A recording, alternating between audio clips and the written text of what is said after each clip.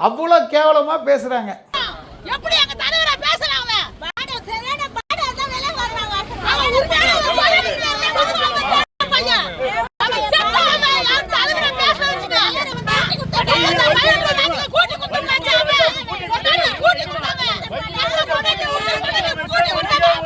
காலையிலே நான் ஊரிலிருந்து வரும்போது எனக்கு ஒரு அலைபேசியில் தொடர்பு வருது. உங்கள் வீட்டுக்கு முன்பாக ஒரு 200க்கும் மேற்பட்ட சமூக விரோதிகள் தகாத வார்த்தைகளால் பேசுகிறார்கள், கொலை மிரட்டல் விடுக்கிறார்கள், கையில் பயங்கரமான ஆயுதங்களுடன் இருக்கிறார்கள், என்னை பற்றி ரொம்ப அசிங்கமாக தவறுதலாக பேசுகிறாங்க, என்னை பேசினா கூட பரவாயில்ல, என்னுடைய மனைவியை பேசுகிறாங்க, இந்த மாதிரி ரொம்ப பேசுகிறாங்க. அதுக்கப்புறம் பேசிட்டு அவங்களே வீடியோ எடுக்காங்க, அவங்களே ஃபோட்டோ எடுக்காங்க. ஏமா நல்லா கூமான்னு ஒருத்தன் சொல்கிறான், ஃபோட்டோவுக்கு போஸ் கொடுங்கன்றான்.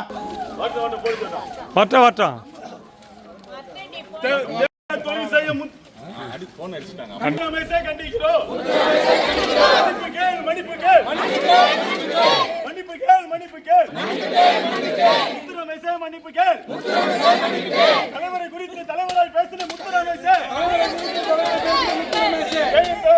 மன்னிப்பு கேள், மன்னிப்பு கேள். உண்மையாய் கண்டிக்கிறோம், கண்டிக்கிறோம், கண்டிக்கிறோம், கண்டிக்கிறோம். முத்துராமேசே வன்மையாய் கண்டிக்கிறோம். விட்டு விட்டு காலி செய்ய ஓடி போகும் முத்துராமேசே கண்டிக்கிறோம், கண்டிக்கிறோம், கண்டிக்கிறோம். முத்துராமேசே கண்டிக்கிறோம். வா வா நீ வா.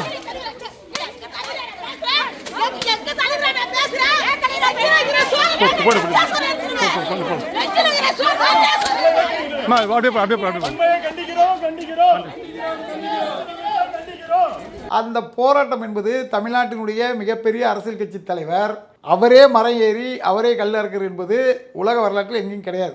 பனை நல வாரிய தலைவர் என்று சொல்லிக்கொண்டு இல்லை, 17 தலைவர் இருக்காரு. அவருக்கு வந்து இது ஒரு பிரச்சனையாகுது, பிரஸ்டீஜ் இஷ்யூ ஆகுது. அவர் பேர் வந்து எர்ணாவூர் நாராயணன். தமிழ்நாட்டில் அதிக பார்களை நடத்தக்கூடிய பனை நல வாரிய தலைவர் கல்லுக்கு எதிராக பேசுகிறார். அண்ணன் சீமான் அவர்கள் அரசியல் செய்கிறார். அரசியல் செய்யாமல் என்ன பண்ணுவாங்க, அவிலா செய்வாங்க.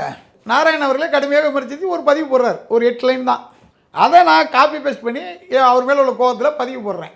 சமுதாயத்துக்கு ஏன் துரோகம் பண்ணுறீங்க? நாடா சமுதாயத்தில் தான் இன்றைக்கி நீங்கள் என்கவுண்டர் ஆகி சாக வேண்டிய ஆள் உயிரோடு இருக்கீங்க, உங்களை ஜட்டியோட காவல் நிலையத்தில் வச்சு அடித்ததெல்லாம் தெரியாதான்னு சொல்லி ஒருத்தர் பதிவு போடுறாரு. அவருடைய ஆட்கள் என்று சொல்லக்கூடிய நபர்கள் தொடர்ந்து போனில் என்னை மட்டுமில்லை, என்னை சார்ந்த பல நிர்வாகிகளை தொடர்பு கொண்டு கொலை மிரட்டல் விடுகிறார்கள். நீயும் உங்கள் தலைவரும் விரைவில் எங்கள் தலைவர் எர்ணாவூர் நாராயணனால் கொலை செய்யப்படுவீர்கள். தமிழ்நாட்டில் எல்லாருக்கும் முத்துராமேச நாராயணன் யாருன்னு தெரியும்.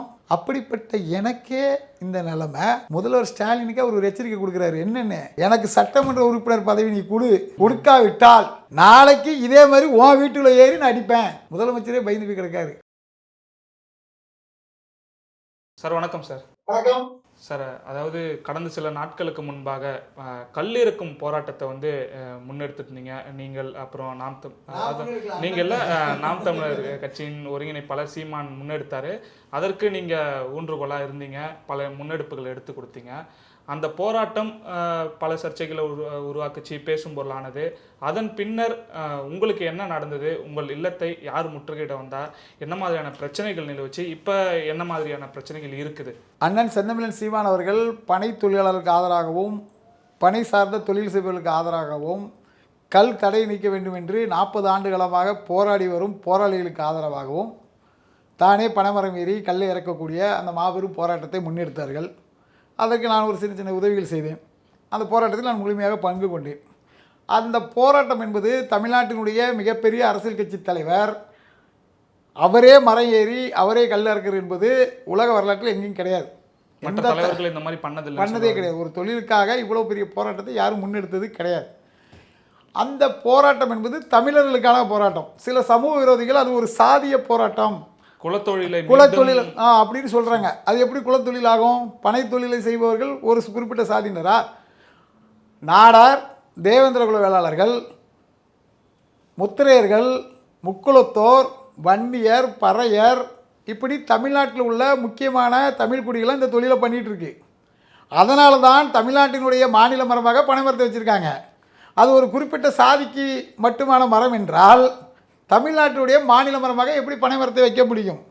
அப்படி பனை மரத்தை நீங்கள் அது குறிப்பிட்ட சாதின்னு தான் சொல்லி மறுபடியும் சொன்னீங்கன்னா அப்போ தமிழ்நாடு வந்து பனைமரம் சார்ந்த தொழில் செய்பவர்களுடைய நாடு, அவர்களுக்கு சொந்தமான நாடு, நாடார்களுக்கான நாடுன்னு சொல்ல முடியுமா? இது எங்களுடைய கேள்வி. அண்ணன் அவர்கள் ஏதோ பனை தொழிலாளர்களுக்கு மட்டும்தான் போராட்டம் பண்ண மாதிரி இவனுங்க வந்து பொய்யா கட்டமைக்கிறதுக்கான வேலைகளை செய்து வருகிறார்கள். அண்ணன் ஆடு மாடுகளுக்கு பயன் தரக்கூடிய விஷயத்துக்காக ஆடு மாடுகளுக்காகவே ஒரு மாநாடை நடத்துகிறேன்னு அறிவிச்சிருக்காரு. மீனவர்களுக்காக ஒரு மிகப்பெரிய போராட்டத்தை முன்னெடுத்திருக்காரு. பட்டியலின வெளியிட்டதுக்காக தேவேந்திர குல மக்களுக்காக தொடர்ந்து பலமுறை போராடி இருக்கிறாரு. பட்டியலின மக்களுடைய சொத்துக்களை இப்போ 12,80,000 ஏக்கர் சொத்துக்களை கொள்ளையடித்து விட்டார்கள் சொல்லி திருப்பூரில் அனைத்து சமுதாய மக்களையும் ஒன்றிணைத்து, அனைத்து சாதிய தலைவர்களையும் ஒன்றிணைத்து ஒரு மிகப்பெரிய பேரணியையும் போராட்டத்தையும் முன்னெடுத்தார். அப்படி என்ன சொல்ல வரீங்க? ஒரு போராட்டத்தை முன்னெடுத்தா அப்போ அந்த சாதிக்கான தலைவரா? இது வந்து முழுக்க முழுக்க ஒரு மக்களை ஏமாற்றக்கூடிய வேலை. அந்த போராட்டத்திலையும் பெரும்பாலும் அனைத்து சாதியினர்களும் பங்கெடுத்து முன்னெடுத்தாங்களா? காரணம் நாடார்கள் சமுதாயத்தை சார்ந்தவர்கள் மட்டும்தானே அந்த போராட்டத்தில் இருக்கிறாங்கன்ற பேச்சுக்கள்லாம் இல்லை, அது 100% தவறு. அதாவது இந்த போராட்டம் நடைபெற்ற இடம் வந்து பெரியதலைங்கிற ஒரு கிராமம். அந்த கிராமத்தில் 2000க்கு மேற்பட்ட குடும்பங்கள் மீனவர்கள் குடும்பம். வெறும் 50 குடும்பம் தான் நாடார் குடும்பம். ஓகே, நல்லா தெரிஞ்சுக்கிடுங்க. கலந்து கொண்டவர்களில் 90% பிற சாதியினர், தமிழ் சாதியினர், அண்ணனை ஆதரிக்கக்கூடியவர்கள். பக்கத்தில் உள்ள ஊர்லேருந்துலாம் வந்திருந்தாங்க. மீனவர் வந்திருந்தாங்க, கோணார் வந்திருந்தாங்க, தேவேந்திர குல மக்கள் சொல்லப்போனால் பரமக்குடி பகுதியில் அதிக அளவில் வந்திருந்தாங்க. தேவேந்திர குலத்தினுடைய தலைவராக இருக்கக்கூடிய அண்ணன் கரிகாலன் அவர்கள் வத்ராயப்புலேருந்து வந்திருந்தாங்க. எல்லாருமே வந்திருந்தாங்க. தேவர் சமுதாயத்தை சேர்ந்த பல தலைவர்கள் வந்திருந்தாங்க. அப்படி இருக்கும்போது இது சும்மா அரசியலுக்காக இப்படி பேசுகிறாங்க. அதுக்கு விஷயம். இந்த விஷயம் ட்ரெண்டிங் ஆகி உலகம் முழுவதும் பேசு பொருளாகும்போது பனை நல வாரிய தலைவர் என்று சொல்லிக்கொண்டு இல்லை, 17 இருக்கார். ஓகே, அவருக்கு வந்து இது ஒரு பிரச்சனையாகுது, ப்ரெஸ்டீஜ் இஷ்யூ ஆகுது. யார் அவர் பேர் வந்து எர்ணாவூர் நாராயணன். அவர் என்ன செய்கிறார் அப்படின்னா, ஒரு வாரியம் என்பது முதலமைச்சரால் எதுக்கு கொடுக்கப்படுது? அந்த வாரியத்தை மேம்படுத்துவதற்காக. அந்த வாரியம் உதாரணத்துக்கு இப்போ பனைநல வாரியம்னா பனைநல தொழில் செய்யக்கூடிய அந்த தொழிலாளர்கள் வாழ்வு முன்னேற்ற வேண்டும், அவர்களுக்கு உரிய அரசுடைய சலுகைகளை பெற்றுக் கொடுக்க வேண்டும், அந்த தொழிலை மேம்படுத்துவதற்கு என்னென்ன செய்யலாம் என்று அந்த தொழில் செய்பவர்களும் கருத்து கேட்டு முதல்வர்களும் கொண்டு செல்ல வேண்டும். அப்படிங்கிற வகையில் ஒட்டுமொத்தமாக பனைத்தொழிலை செய்யக்கூடிய அனைவர்களுடைய கோரிக்கை என்பது கல் இறக்கி விற்பதற்கு போடப்பட்டுள்ள தடையை நீக்க வேண்டும். மேலும் அந்த பனைமரம் சார்ந்த தொழில்கள், கைத்தொழில்கள் நிறைய இருக்குது. அது இப்போ கொஞ்சம் கொஞ்சமாக அழிஞ்சு வந்துட்டு, கிட்டத்தட்ட 90% தென் மாவட்டங்களில் பல தொழில்களை அழிச்சிட்டாங்க. அதில் இந்த தொழில் ஒரு முக்கியமான தொழில். உதாரணத்துக்கு பிளாஸ்டிக் இருக்கு இல்லையா, பிளாஸ்டிக் ஒரு மோசமானதுன்னு உலகத்துக்கே தெரியும். அந்த பிளாஸ்டிக் பயன்பாட்டை 60% தடுத்து நிறுத்தக்கூடிய பணியை செய்யக்கூடியது பனை ஓலை. ஓகே, கட்டில் பனை நாரில் செய்யலாம், தொட்டில் பனை ஓலையில் செய்யலாம், தண்ணி அரிக்கிற வாளி பனை ஓலையில் செய்யலாம், தண்ணியை சேமித்து வைக்கக்கூடிய அண்டாக்கள் மாதிரியான பிளாஸ்டிக் பொருளுக்கு பதிலாக ஒரு சொட்டு கூட லீக் அவுட் ஆகாமல் பனை ஓலையில் செய்யலாம். இப்படி பல்வேறு பயன்பாடுகள் பனையில் இருக்குது. ஒரு வாரிய தலைவர் பதவிங்கிறது அந்த வாரியத்தில் உறுப்பினராக இருக்கிறவங்களுக்கு தான் கொடுக்கணும். இப்போ தமிழ்நாட்டில் ஒருத்தர் போட்டிடுறாரு சட்டமன்றத்துக்கு, அவர் தமிழ்நாட்டில் எங்கேயாவது ஒரு சட்டமன்ற உறுப்பினர் வாக்காளராக இருப்பணுங்கிறது ஒரு அடிப்படை. அதுவே உள்ளாட்சி தேர்தல் வருதுன்னா அந்த உள்ளாட்சியில் அவர் வந்து வாக்காளராக இருக்கணும். இது ஒரு சட்ட. அந்த மாதிரி பனை வாரியத்தில் பனை தொழிலை பற்றி தெரிஞ்சிருக்கணும் இல்லையா? நிச்சயமா.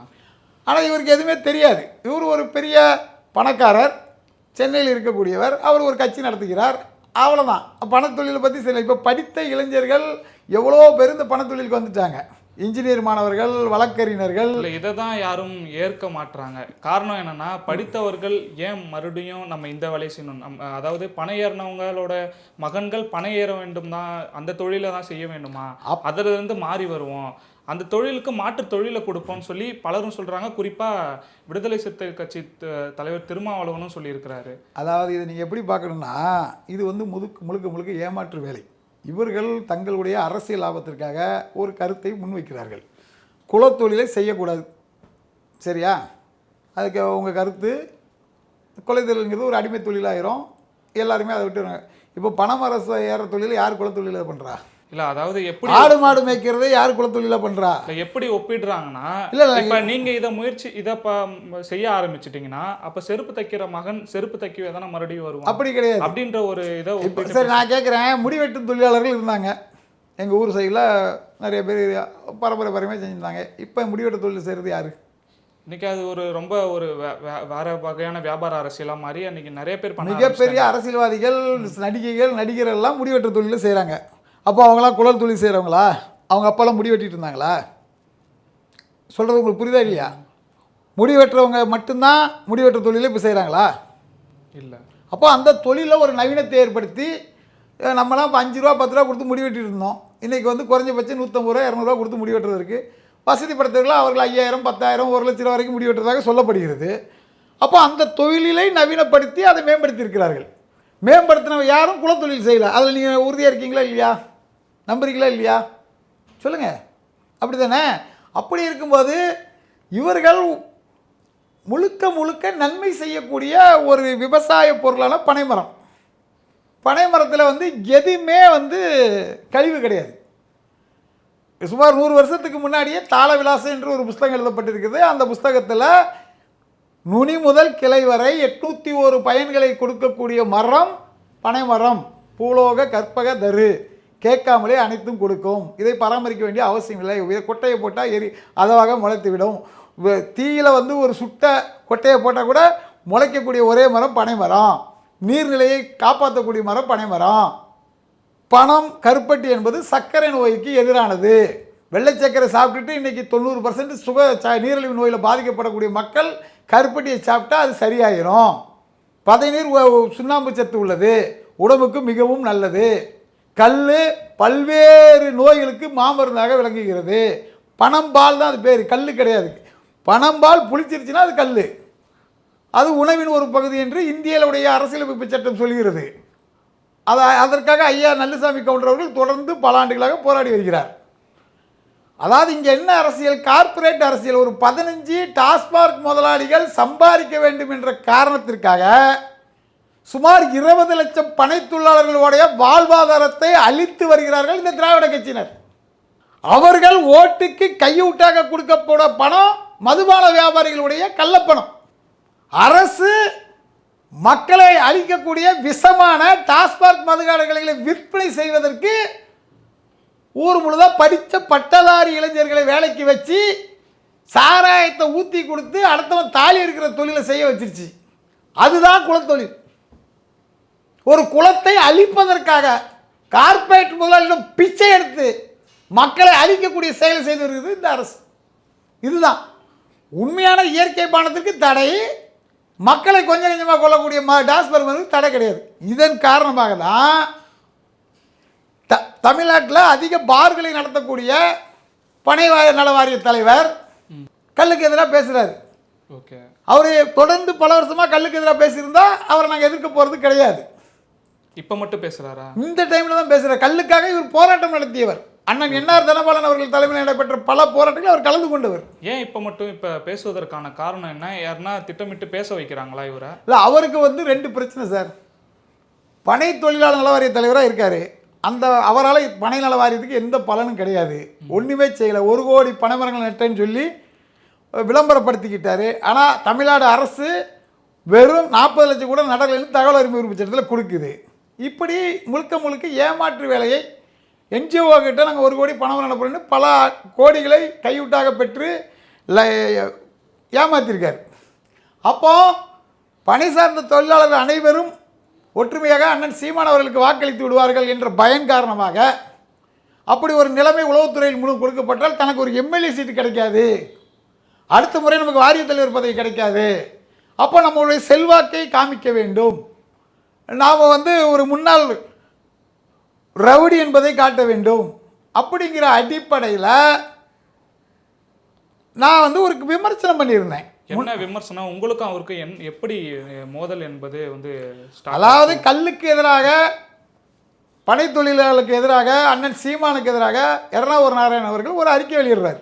ஓகே, அப்போ அந்த அறிக்கை எங்களுக்கு ஏன் கோபத்தை மூட்டுதுன்னா, எனக்கு என்ன இருந்தது அந்த அறிக்கையில்? அண்ணன் சீமான் அவர்கள் அரசியல் செய்கிறார். அரசியல் செய்யாமல் என்ன பண்ணுவாங்க? அவிலா செய்வாங்க. ஒரு அரசியல் கட்சி தலைவர் அரசியல் பண்ணாமல் என்ன பண்ணுவார்? இவங்க வந்து விமர்சனம் பண்ணுறாங்க, கல்லுக்கு எதிராக விமர்சனம் பண்ணுறாங்க. இதுக்கு நாங்கள் என்ன சொல்கிறோம், நீங்கள் கல்லுக்காக போராடலாம், எங்களுக்கு கோபம் வராது. அப்போ நான் கோபத்தில் இருக்கும்போது ஒருவர் இவர் நாராயணன் அவர்களே கடுமையாக விமர்சித்து ஒரு பதிவு போடுறார், ஒரு 8 லைன் தான். அதை நான் காப்பி பேஸ்ட் பண்ணி அவர் மேலே உள்ள கோபத்தில் பதிவு போடுறேன்.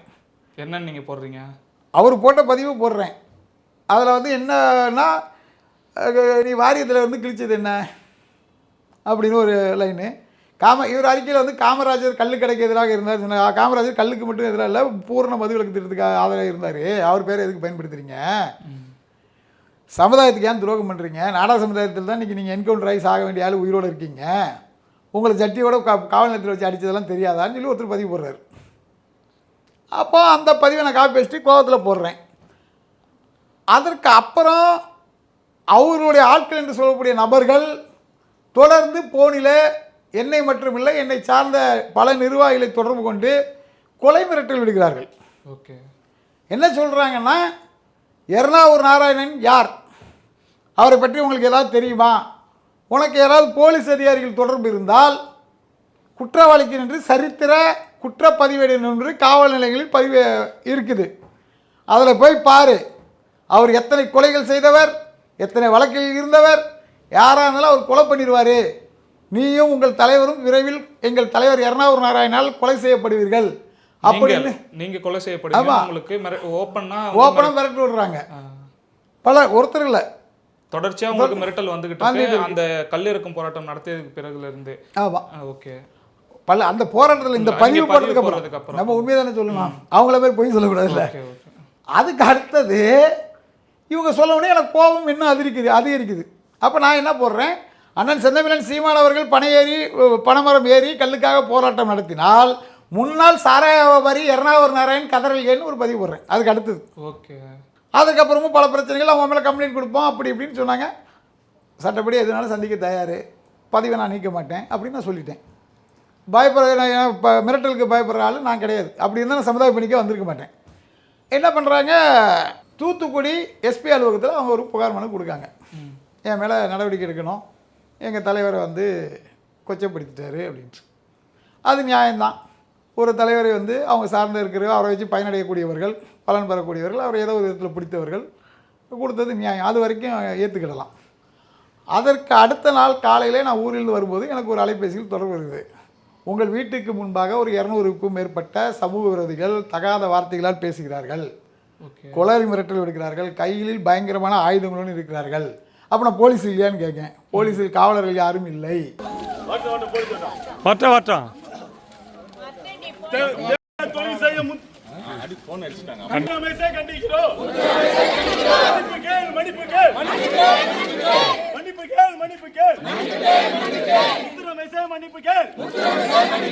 தலைவரை குறித்து தலைவரால் பேசின முத்துராமேசே மன்னிப்பு கேள், மன்னிப்பு கேள். வன்மையாய் கண்டிக்கிறோம், கண்டிக்கிறோம், கண்டிக்கிறோம், கண்டிக்கிறோம். முத்துராமேசை வன்மையாய் கண்டிக்கிறோம். விட்டு விட்டு காலி செய்ய ஓடி போகும் முத்துராமேசை கண்டிக்கிறோம், கண்டிக்கிறோம், கண்டிக்கிறோம். முத்துராமேசை கண்டிக்கிறோம். வா வா நீ வா.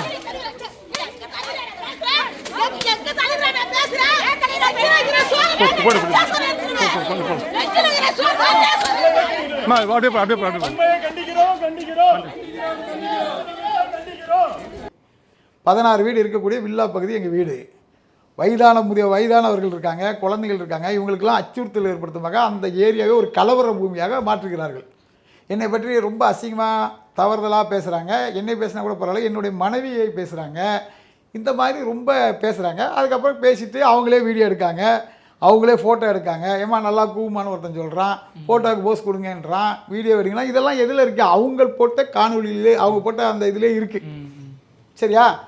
இதெல்லாம் செஞ்சுட்டு அவங்க ஒரு கூட்டம் வந்தோடனே போலீஸ் ஒரு வருது. நான் 100க்கு 10 கிலோ போனேன், எனக்கு தகவல் தெரிஞ்சு 100க்கு போனிச்சு. போலீஸ் வந்து சொன்ன உடனே இவங்கெல்லாம் போயிடுறாங்க. சரியா? இது நடந்த சம்பவம். இதில் உள்ள குற்றங்களை பற்றி நீங்கள் யோசித்து பார்க்கணும். இப்போது அவர் வந்து ரவுடி அப்படிங்கிறத தாண்டி கூலிப்படை தலைவனுங்கிறத தாண்டி இன்றைக்கி வந்து ஒரு எம்எல்ஏவாக இருந்திருக்கிறார். ஒரு பனைவாரி தலைவர் வந்து ஒரு அமைச்சருக்கு இணையான ஒரு பதவி.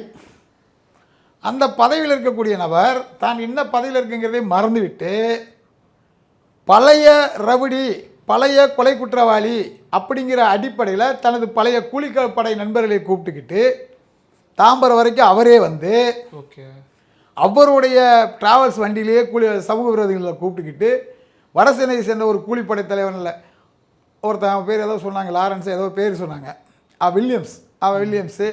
அதே மாதிரி இந்த மாடம்பாக்கம் பகுதியில் உள்ள கூலிப்படை தலைவன் அந்த கஞ்சா விற்கிறதுக்கெல்லாம் இதெல்லாம் எப்படி உங்களுக்கு தெரிய வருது? எல்லாம் அவங்க கூட உள்ளவங்களும் எங்கள் ஜாதிக்காரன் தானே. எல்லாமே அவங்க உங்ககிட்ட சொல்கிறாங்களா?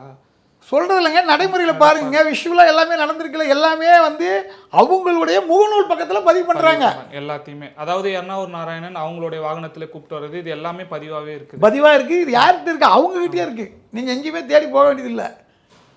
இப்போ என்னையை மிரட்டுறதுக்கு வந்து அவங்க நோக்கம் என்ன? வளர்ந்து வரும் ஒரு இளம் தலைவர், நாடா சமுதாய தலைவர், நாளைக்கு இவன் போட்டிக்கு நமக்கு போட்டி எம்எல்ஏ சீட்டு வாங்க வந்துடுவானோ, நமக்கு எம்எல்ஏ சீட்டு கிடைக்காதோ, நம்ம ஒரு இவனை அவமானப்படுத்தினால், மிரட்டினால், அவன் மீறி மிரட்டுறதுக்கு நம்ம பணியாமல் இருந்தாலும் அவனை கொலை செய்து விட்டால் நமக்கு பிரச்சனை இருக்காது, நம்ம ஒரு எம்எல்ஏ ஆகிடலாம், இல்லை நம்ம பையனை எம்எல்ஏ ஆக்கிடலாம் அப்படிங்கிற கனவுல இவர் செஞ்சுருக்காரு. ஓகே.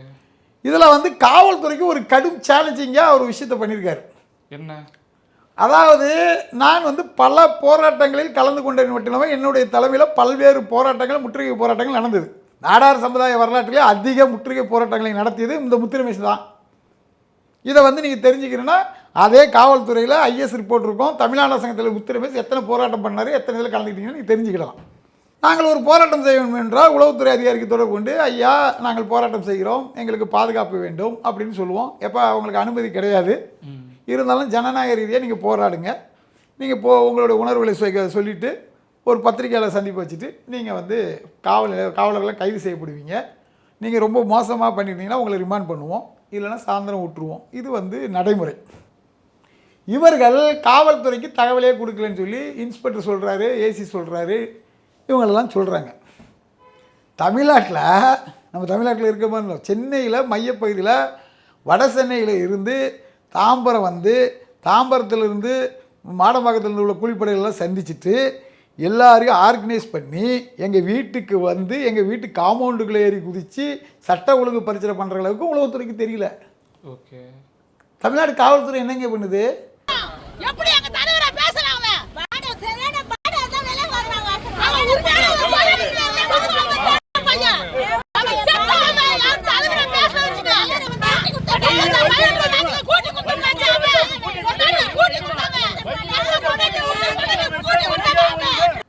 உண்மையிலுமே தெரியாம நடந்திருக்கா இல்லை அவங்களோட ஒத்துழைப்போட நடந்திருக்கு? அது காவல்துறைக்கு இவங்க கைவிட்டு கொடுத்தாங்களா இல்லை காவல்துறை உண்மையாலுமே நடக்கலைங்கிறது இனிமே வரக்கூடிய விசாரணையில் தான் தெரியும். ஒன்று, என்னை பற்றி அசிங்கமாக திட்டினாங்க போனாங்க, ரைட்.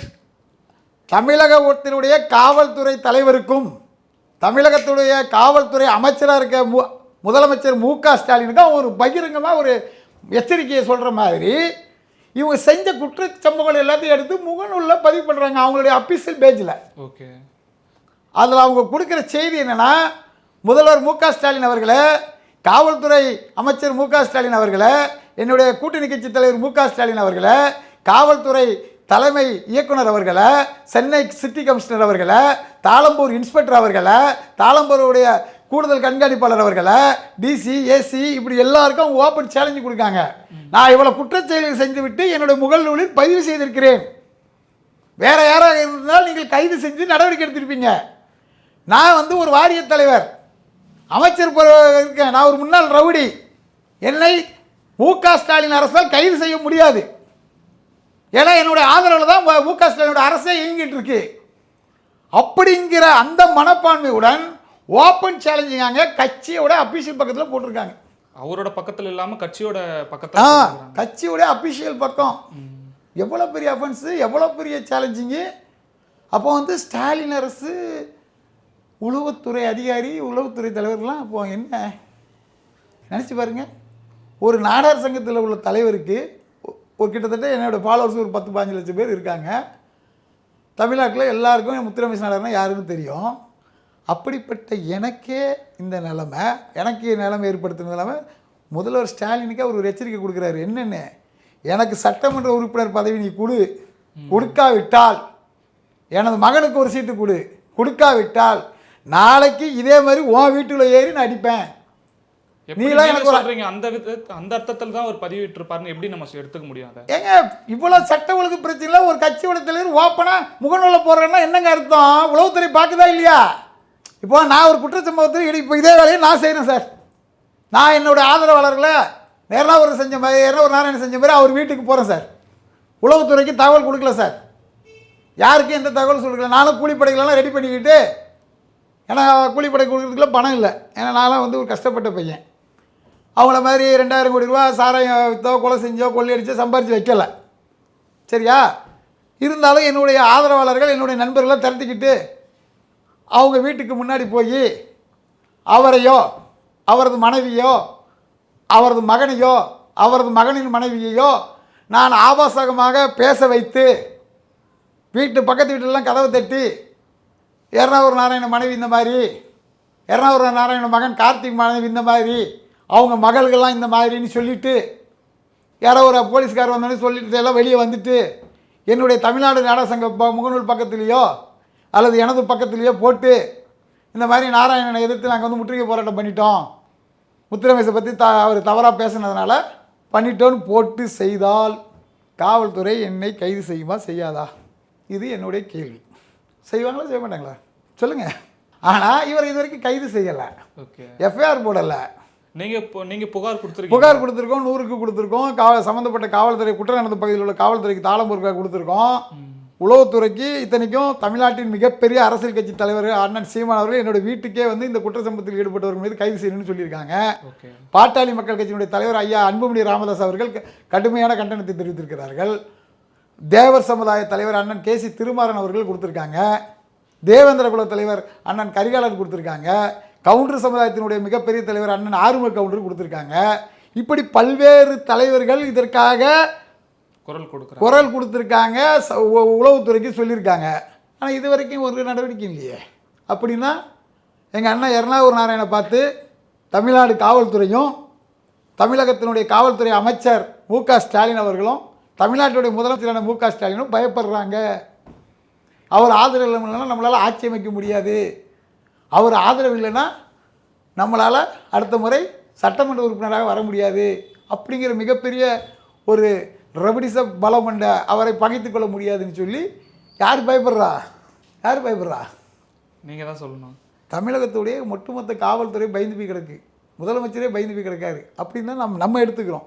அவர் உண்மையாலுமே பயப்படலை. இவர் சட்ட விரோதி என்பது அவங்களே 100% ஆதாரங்களுடன் கொடுத்திருக்கிறார்கள். அப்படின்னா இந்நேரம் அவரை வந்து பணிநல வாரிய தலைவர் பதவி விட்டு நீக்கியிருக்கணும்ல, அவர் இந்நேரம் கைது செஞ்சுருக்கணும்ல. அவர் மகன் பணம் பட்டுவாடா செஞ்சு கொண்டிருக்கிறார். ஊடகத்திலையும் கூலிகளை வைத்து ஒரு பேட்டி கொடுக்காங்க. பத்திரிகையாளர் சந்திப்பில் நீங்கள் பார்த்துருக்கீங்களா? ஒரு தலைவர் பத்திரிகையாளர் சந்திப்பு கொடுக்க வர்றாருன்னா அவர் எவ்வளோ நேர்மையாக தகாத வார்த்தைகள் பேசாமல் பேசணுங்கிற ஒரு மரபு இருக்குல்ல.